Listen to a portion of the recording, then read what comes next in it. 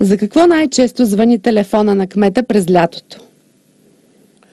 За най-различни неща звъни телефона. По принцип и много хора, когато нещо имат проблеми, винаги на кой да се оплаче най-напред и кмета. Ако има проблеми с водопровода, пак звънят на кмета.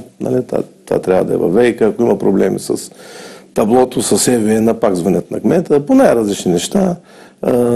Кой ни паркирал, на кого пък минали контролиращи органи му прибрали стоката малко по-навътре, да не е разпростирана на тротуара. Все пак и тротуарите са за това да пътуват хората, за линейки, за спешна помощ и за много такива неща, които хората не знаят, може би, че не са под юрисдикцията на общината, но все пак ние сме длъжни да съдействаме, звъним по различните инстанции, колкото можем съдействаме на хората.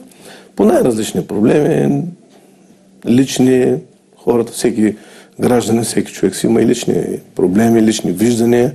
Аз съм казал, че всичко това по възможност, когато можем, помагаме.